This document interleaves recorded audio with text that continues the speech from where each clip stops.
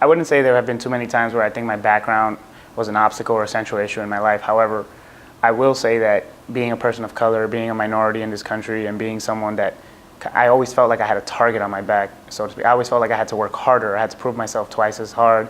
I had to work twice as hard. I had to show that I did belong because English wasn't my first language, because I am someone who came from immigrant parents. Whenever I brought homework home or I had questions at home, who was going to help me? My parents didn't go to school beyond the 3rd or 4th grade. My older sisters had their own lives. They had kids, so for a long time growing up, I was the only one I could rely on to help myself with homework or like reading assignments. And my sisters were great, don't get me wrong. Don't think that they weren't there to support me every chance that they could. However, like growing up, there was no one to help us with homework. We kind of just had to manage on our own. My parents didn't know a word of English. I don't even think they can read or write the language today. My mom understands it pretty well. My dad does too, and I guess they can defend themselves.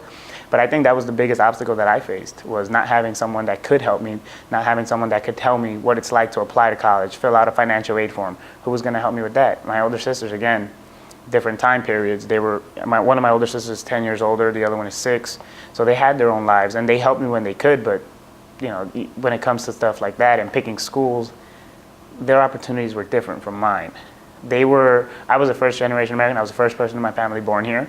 So that's another target that I felt like was on my back to succeed, because basically I'm the reason my parents came to this country, right? They came here so that me, being the first person in my family born here, could succeed, could have other opportunities, could make something of themselves. So having that burden on my back is something that I take very seriously, and it still to this day continues. And I think diversity in general, whether it's education or in a professional work environment, it's something that I've always noticed that I've been one of the few people of color wherever I am. You can start all the way back to Queens College, go through NYU, and the various internships and jobs that I've had. I think minorities are very underrepresented, especially when it comes to the work environment. Now, it's funny because you think about like a lot of the retail jobs that I had growing up, and we're certainly not underrepresented there. But then you move into a more professional experience, or like a more, I would say, I guess, white collar job type.